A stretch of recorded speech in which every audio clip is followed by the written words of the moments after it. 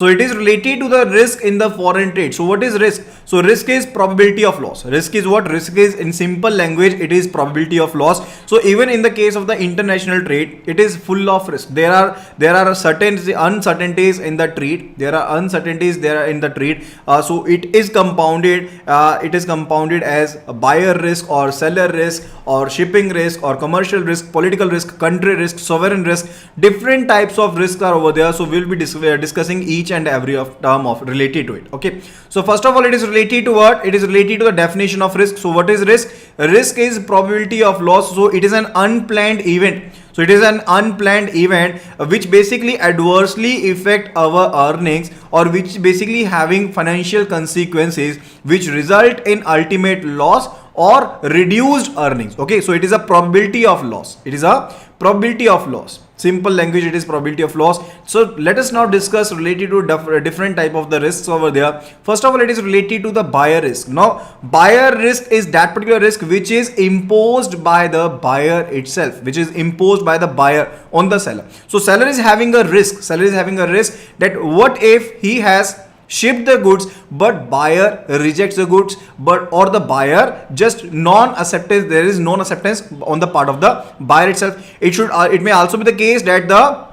seller has shipped the goods, that the exporter has shipped the goods, but there is non-acceptance. Or it could be the case that the buyer is not paying the amount, the buyer is unable to pay the amount. Or it may be the case that it is related to the quality issue. It may be the issue related to the quality issues, that the seller has shipped the goods, but there are some certain issues related to the quality. That is why the buyer just has not accepted the goods. Okay, so that is basically related to what? That is the buyer risk. And in the same way, there exists the seller risk. Seller risk is a risk which is imposed by the seller on the buyer. Okay, so what if the buyer has made the payment? What if the buyer has made the payment but the goods are not shipped?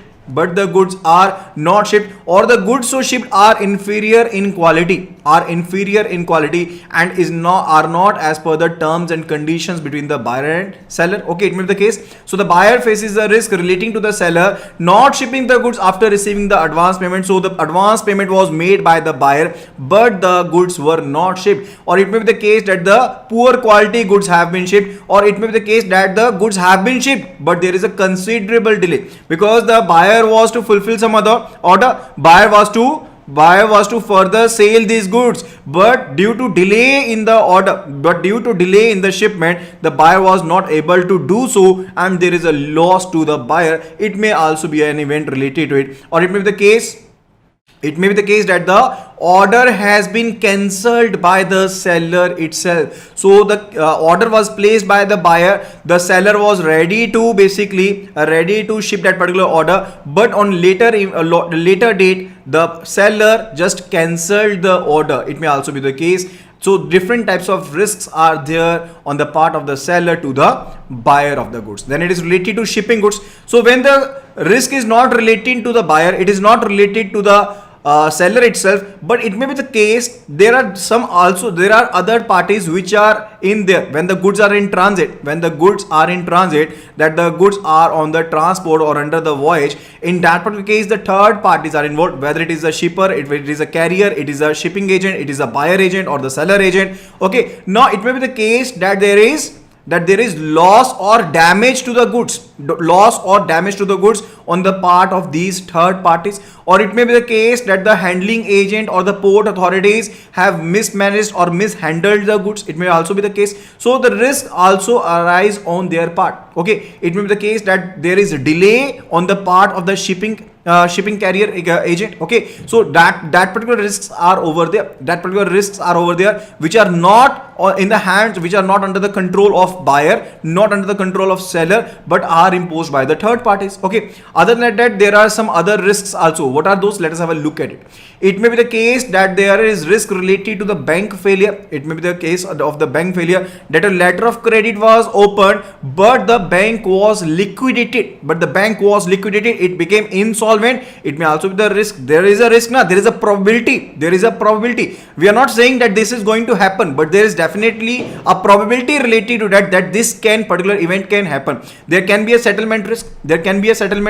Now what is settlement risk? We have already covered the settlement risk, the pre-settlement risk, and the settlement risk, that is a temporal risk or Hurstad risk. Okay, that the one part of the transaction is covered, but the other part of the transaction, the other leg of transaction was not covered. That is basically related to the settlement risk. Or it may be the case that the order was cancelled prior to the shipment. The order was cancelled. It may also be the case on the part of the seller. So these all further risks are covered under the other risk category. It may also be the case that the documents are not genuine. It may be the price risk, that the prices go above. Okay, so you have booked a price with the seller at 29 rupees, but now the seller is saying that he will be able to ship the goods at rupees 32 per unit. Okay, now there is a risk related to price also. There is legal risk also, because both the buyer and seller are in different countries. It is related to the international trade.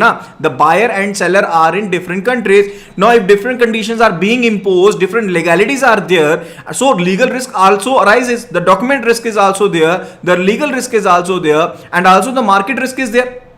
It may be the case that you want to buy the USD from the market, USD from the market so as to remit those USDs to some particular seller. It may be the case, but you are unable to do so. It may be due to the market, because market is not ready to do so. There is liquidity risk also. Okay, and these can affect the parties to the international trade. So different parties can be affected by these type of particular risks. So that is why the exporters as well as importers are reluctant to be in the international trade. But international trade itself, the export import itself is very much important, and further Reserve Bank of India and Government of India are working in their best so as to basically increase the exports. Okay, so we will be learning about these all, but we are first of all learning about that the different types of risks are over there that we need to identify, we need to quantify, so that we could look at the earning aspect also, that how much we are going to earn if we are having the risk related to that particular thing. So if I am earning rupees 2 over rupees 100, a simple point is that if I'm earning rupees 2 over rupees 100 and I'm having a risk of rupees 100, in that particular case I'll not go for that. But definitely if I'm having earning of rupees 20 to rupees 30 and I'm having rupees 40 at risk, definitely I'll go for that transaction, because I'm earning in a better way and I am basically managing my risks also. Okay, so if the exporters are in conditions so as to manage their risk, definitely they are going to export more and more, and ultimately country exports will increase. Okay, so that is the main funda related to it.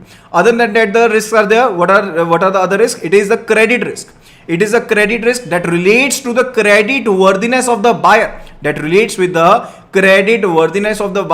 and could result in non-payment of the export bills. Okay, it may be related to the credit worthiness of the buyer. So to the person to whom you are shipping, it may be the case that the buyer is not credit worthy, and further after the shipment he is unable to make the payment. There is a default on the part of the buyer. That is basically related to what? That is related to the credit risk. Okay, now a trade credit may be granted by the seller. Likewise, in the case we read that the seller draws the bills on the buyer. Let us suppose the payment will be of 1 month and the bills were drawn and accepted by the buyer, but the buyer was not credit worthy. Now in that particular case, after 1 month period, on the due date the bills were presented, but the buyer denied to pay, so he defaulted in the payments. In that case, what type of risk it is? It is the credit risk. It may be due to the financial crunch, that the whole economy is down, or it may be the case that the willful default at the part of the buyer itself, or it may be related to the insolvency of the buyer. Okay, then the legal risk, it relates to any amendment in the laws of the seller or buyer's country. It may be the case that the different laws, because I already told you that the buyer and the seller both are in different countries, both are in different territories, the different laws are applicable to the different lands. In that case, if a new law is imposed and further due to which the importer or exporter is unable to fulfill their obligation, because the importer as well as the exporter both are having the obligations na.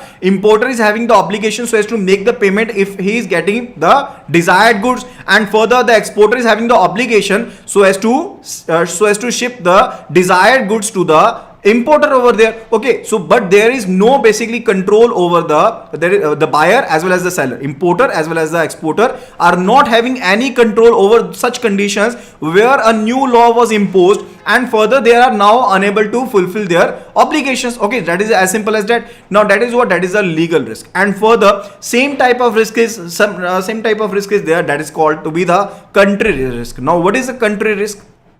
Now, what is country risk? So, country risk is related to the developments in the country of the buyer and seller leading to the default in the export or payment. Okay, so this could be related to the uncertainty of the law. It may be related to the uncertainty of the politics in that particular country. Likewise, if we say we are exporting or we are importing from North Korea, we are exporting or we are importing from the North Korea, and in that particular case, the restrictions are over there. The different restrictions are imposed. Let us assume that the different restrictions are imposed by the country itself. North Korea imposed a condition that we will not be allowing any kind of import or export from the XYZ country. Now, if you were importing or exporting from that particular XYZ country, you will not be able to complete your obligation because the restriction was placed over there due to the uncertainty of the country laws or due to the uncertainty of the political position over there. Okay, so that is related to that, and further there have been guidelines in place related to the country risk. We will be learning them related to that also. Next, it is related to the operational risk.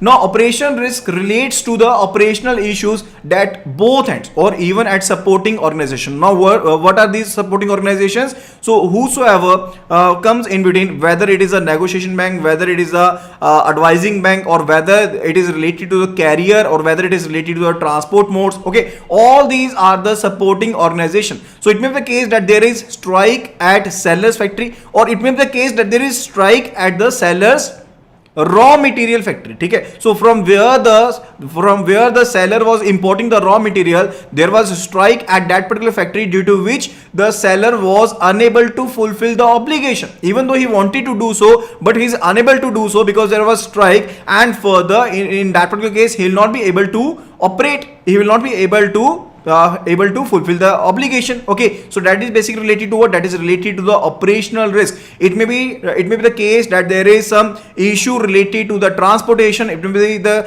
risk that is related to the some strike at the bank. It may be the some case that any of the event which is due to the operations. It may be related to the systems, it may be due to the natural calamity. All those are covered under the operational risk. Then it is the exchange risk. Now now we are talking about what? We are talking about the international trade. Now in international trade, you are going to remit in foreign currency, or you are going to receive the amount in foreign currency. In that particular case, what is going to happen?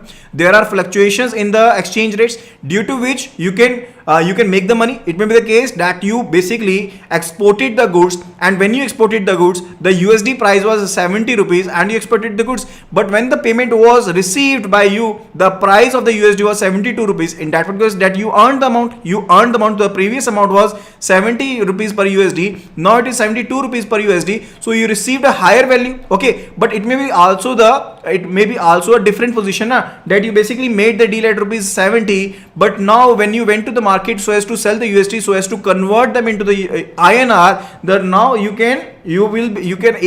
are able to sell the USDs at a price of 68 rupees. Okay, in that particular case, there is a probability of risk that is basically related to what? That is related to the exchange risk. Okay.